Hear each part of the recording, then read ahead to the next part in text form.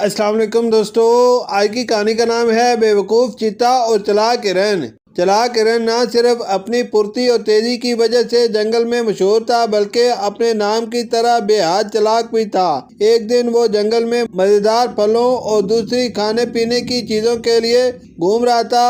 अगरचे वो बहुत छोटा था, मगर वो बिल्कुल भी खौफजदा नहीं था। इसे पता था कि बहुत से बड़े बड़े जानवर इसे अपनी खुराक बनाना चाहते हैं, लेकिन इसके लिए इन्हें चालाक हिरन को पकड़ना होगा, जो कतई नामुमकिन था। अचानक चालाक हिरन को किसी के दौड़ने की आवाज आई। वो यकीनन एक चीता था। चीता ने कहा, चालाक हिरन कैसे हो तुम? मैं बहुत भूखा हूँ, मेरे लिए कुछ करो।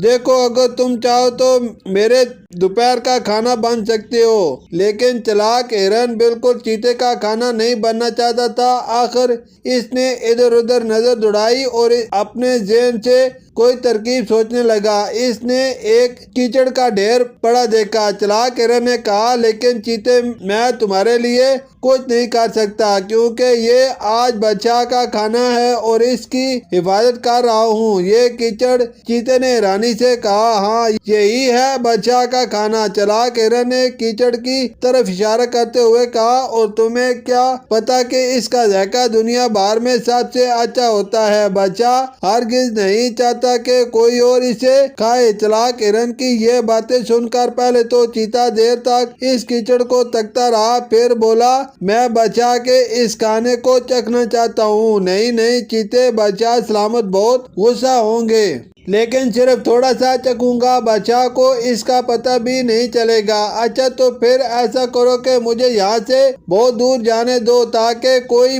मुझ पर इल्जाम ना लगा सके। ठीक है चालाक हिरन, तुम यहाँ से जा सकते हो। चीते का इतना कहना था कि चालाक हिरन ने वहाँ से दौड़ लगा दी। इसके बाद जब चीते ने वो मिट्टी से भरा कीचड़ चखा तो आँख तू करता रह गया। इसे चालाक हिरन की ये हरकत बहुत बुरी लगी। उसने इसे सजा देने का फैसला किया। वो जानता था कि अगरचे चालाक हिरन बहुत तेज दौड़ता है, मगर इसकी रफ्तार इससे ज्यादा है। ये सोचकर इसने फिर चालाक हिरन का पीछा किया। बिलाखिर इसने चालाक हिरन को जा लिया। चालाक हिरन, तुमने एक बार फिर मुझे धोखा दिया। अब तुम्हें मेरा खाना बनना पड़ेगा। अब चालाक हिरन ने दोबारा इधर उधर देखा। इसे एक शहर का जत्था नजर आया। उसने कहा, मगर चीते, मैं आज तुम्हारा खाना नहीं बन सकता, क्योंकि बादशाह ने मुझे इस ढोल की हिफाजत करने का कहा है। बादशाह का ढोल मगर कहाँ है? चीते ने हैरानी से पूछा। ये रहा। चालाक हिरन ने शहर के छत्ते की तरफ इशारा करते हुए कहा, इस ढोल की आवाज पूरी दुनिया में सबसे अच्छी है। बादशाह हरगिज नहीं चाहता कि कोई इसकी आवाज सुने। फिर चीते ने कहा, लेकिन मैं इस बादशाह के ढोल को बजा कर देखना चाहता हूँ। नहीं नहीं चीते, बादशाह बहुत गुस्सा होंगे। सिर्फ एक छोटी सी जरब, सिर्फ एक मरतबा, जिसका बादशाह को पता भी नहीं चलेगा। अच्छा, तो फिर मुझे यहाँ से भागने दो, ताकि मुझ पर इल्जाम ना आ सके। ठीक है चालाक हिरन, तुम भाग सकते हो। अब तो चालाक हिरन फौरन रफू चक्कर हो गया। वाह भाई, बादशाह का ढोल कितना अच्छा है।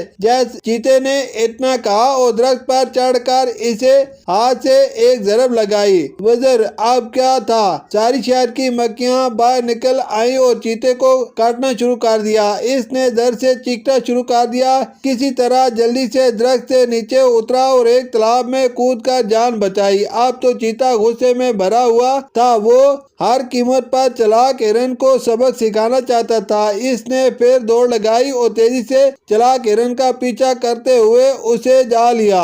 चालाक हिरन, तुमने 2 मरतबा मुझे धोखा दिया, लेकिन आज तुम्हें मेरा खाना बनना पड़ेगा। चीते ने गुस्से में कहा। चालाक हिरन ने इधर उधर नजर दौड़ाई। इसे एक बड़ा सा अजगर नजर आया।